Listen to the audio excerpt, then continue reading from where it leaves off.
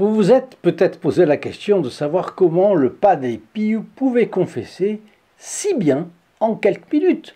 4-5 minutes lui suffisaient. D'abord, c'est qu'il était fortement aidé par la divine providence, c'est sûr. Il a affirmé que tout ce qu'il voyait, c'était en Dieu. Donc, Dieu lui montrait beaucoup. Mais ce n'est pas tout. Non seulement chaque confession durait peu, mais il enseignait la doctrine catholique en même temps. C'est-à-dire qu'à propos de ce qu'on lui disait, il donnait aussi des passages de doctrine. Et comme c'était à propos d'un problème qu'avait la personne, eh bien celle-ci s'en rappelait ensuite. Donc c'était un enseignement didactique, efficace, pédagogique. Nous allons voir une confession sur le vif et comprendre comment cela pouvait se passer. Chers amis fidèles du Padre Pio, bonjour. Mon nom est Jean Goyard et vous assistez au programme sur les pas du Padre Pio.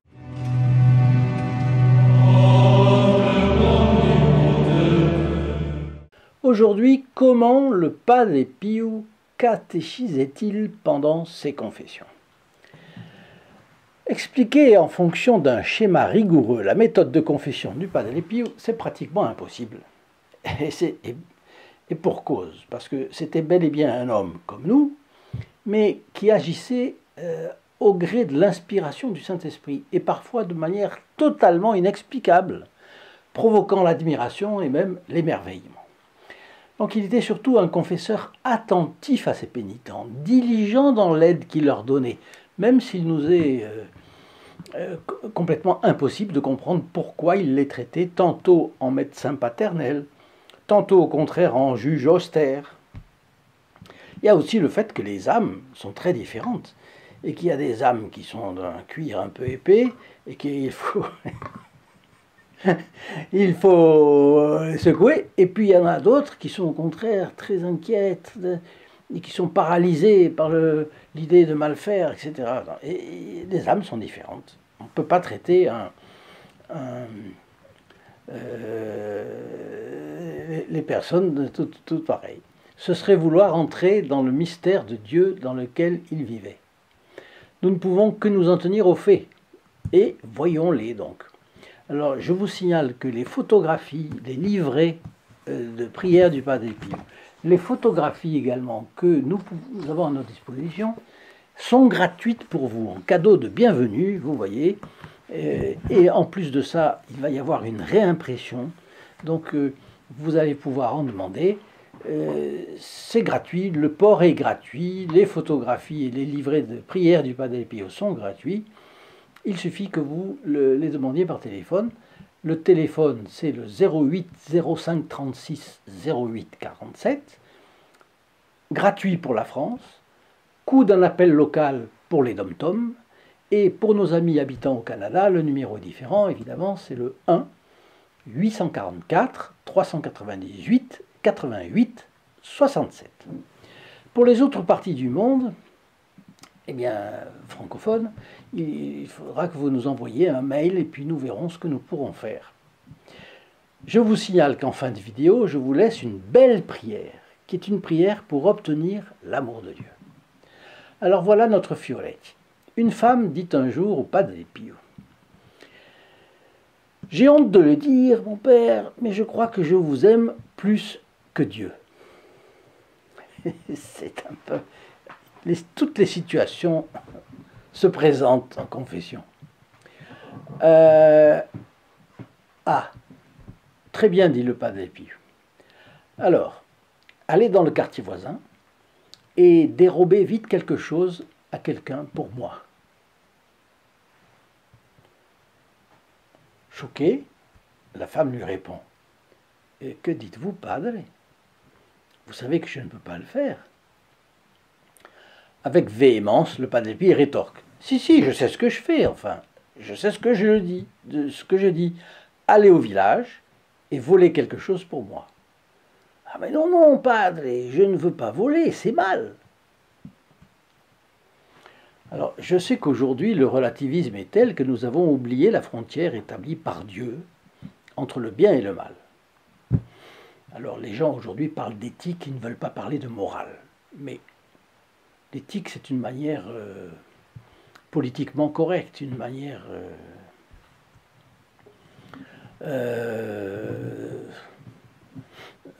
Bon,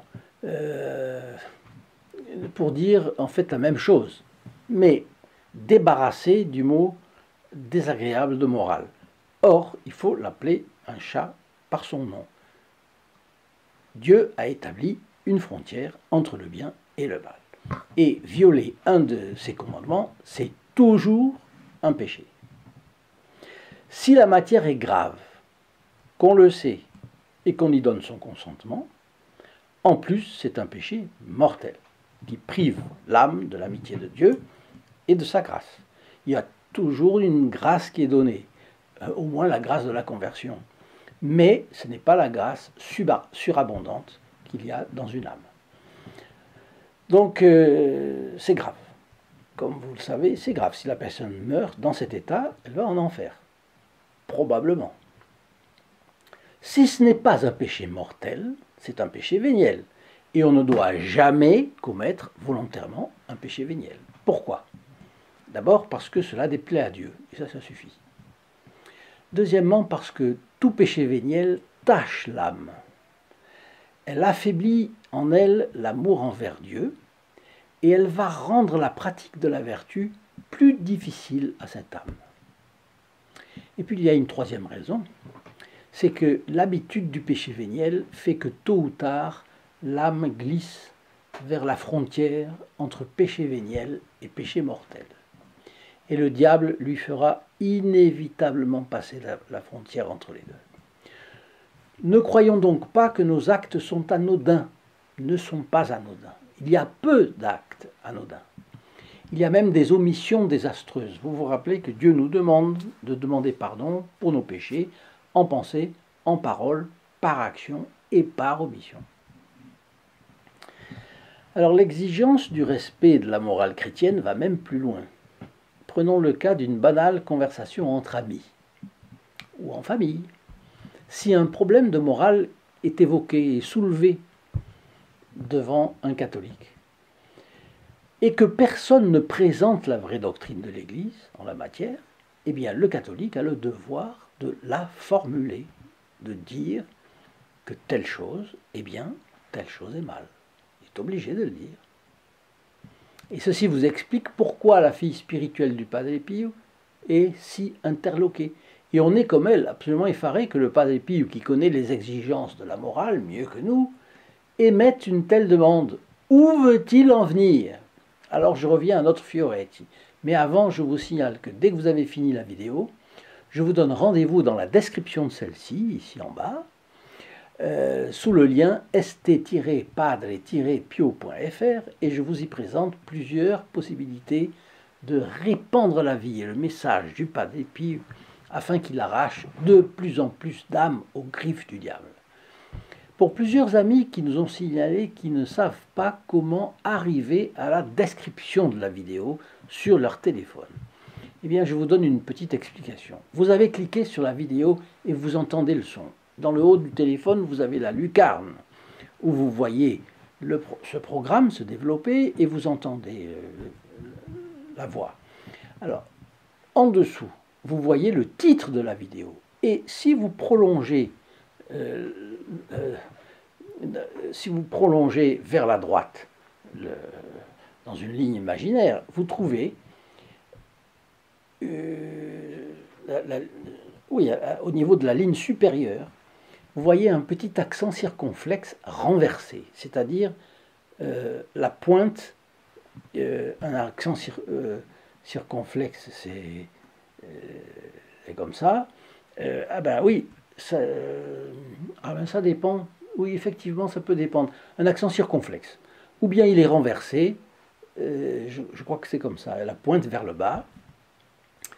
Eh bien, vous touchez avec le doigt cet accent circonflexe et la description apparaît tout de suite. Vous y trouverez chaque fois le résumé de la vidéo et le cas échéant, la prière qui a été récitée à la fin de la vidéo. Voilà, vous savez tout. Donc, après avoir répété l'ordre pour la 3e fois, et vu que la femme continuait à dire que voler c'était mal, le Padre Pio sourit. Et il dit, « Ah, vous voyez, lorsque je vous ai ordonné de faire quelque chose de contraire à la loi de Dieu, vous avez refusé de m'obéir. C'est pourquoi vous aimez Dieu davantage. Et il a ajouté, vous m'aimez parce que je vous conduis à Dieu. Si je ne vous conduisais pas à Dieu, vous ne m'aimeriez plus. Et en catéchisant sa fille spirituelle, le Padre Pio montrait ce qu'est le véritable amour chrétien. Un amour surnaturel qui a Dieu comme objet, de son estime, et qui conduit toutes les âmes vers lui. Alors avec ce Fioretti, on comprend aisément ce que c'est que l'amour même. L'amour, c'est la charité. Pensez à Sainte Thérèse. C'est un sentiment volontaire, contrairement à une conception réductrice qui a été hypertrophiée par le cinéma de Hollywood, qui a montré l'amour comme il n'est pas. L'amour-passion, l'amour d'ailleurs d'un sexe pour l'autre, c'était ça. Eh bien, la perfection et la plénitude de l'amour, c'est une expression de la volonté qui obéit au commandement de Dieu. Pensez à Saint Pierre Julien Aymar, qui disait que si on n'avait pas d'amour pour le Saint-Sacrement, on serait toujours un fonctionnaire, ou comme un mercenaire. On ne serait jamais comme un soldat au service de son pays, qui fait tout et qui fait plus si on lui demande. Au contraire, il y a une certaine mentalité de salarié qui on en fait le minimum, voyez. Et on comprend en voyant tous les saints, tous les saints de l'histoire. Ils ont aimé jusqu'au sang pour les martyrs. Si vous m'aimez, vous garderez mes commandements, dit notre Seigneur. C'est dans l'évangile de Saint Jean, chapitre 14, verset 15. Et puis, il dit aussi, vous êtes mes amis si vous faites ce que je vous commande. C'est Saint Jean, chapitre 15, verset 14. Il commande, Dieu nous commande. Il a le droit de nous commander, et il commande. Quand les saints disent qu'ils aiment Dieu, ils ne mentent pas, ils l'aiment. Ils l'aiment, et cela sort d'une volonté de l'aimer. Dans un ménage d'ailleurs, où les conjoints s'aiment vraiment, c'est aussi cela, car sans la volonté d'aimer son conjoint, il n'y a pas d'amour du conjoint. Quand vous dites que vous aimez le Padre Pio, c'est pareil. À travers le Padre Pio, c'est Dieu que vous aimez. Alors je vous rappelle que pour chaque semaine durant laquelle vous partagez au moins une vidéo de la chaîne, peu importe laquelle de ces vidéos, il y en a 400 ou 420, vous bénéficiez d'une messe célébrée pour vous et vos intentions les plus chères, parce que c'est convenu avec le prêtre qui célèbre cette messe. Donc ne perdez pas cette occasion. Alors maintenant je vous lis cette prière pour obtenir l'amour de Dieu, et elle est magnifique. Ô mon Seigneur Jésus, ô feu qui brûle doucement, brille secrètement et consume délicatement, prenez pleinement possession de tout mon cœur. Ô roi des rois, roi de la gloire éternelle, accordez-moi d'avoir faim et soif de vous seul, de soupirer pour vous et de désirer ardemment voir votre visage. Accordez-moi, ô bon Seigneur, que totalement rempli de la douceur de votre amour et totalement enflammé par la flamme de la charité céleste, je puisse jouir de votre présence de tout mon cœur et dans les recoins les plus profonds de mon âme. Que je vous aime, Seigneur, que je vous aime, vous, seul salut de mon âme, que je vous aime car vous m'avez aimé le premier. Ô mon Seigneur, compatissant et miséricordieux, écrivez sur la tablette de mon cœur le souvenir agréable de vous qu'aucun oubli ne pourra jamais effacer, pour que je brûle d'amour pour le Seigneur, que je sois complètement embrasé par la flamme de votre amour, et que je me plonge dans votre charité, ainsi soit-il. Chers amis fidèles du Padre Pio, je vous souhaite une bonne journée et je vous dis à très bientôt. Au revoir. In nome del Padre, del Figliolo e dello Spirito Santo, e così sia. Sia lodato Gesù e Maria. et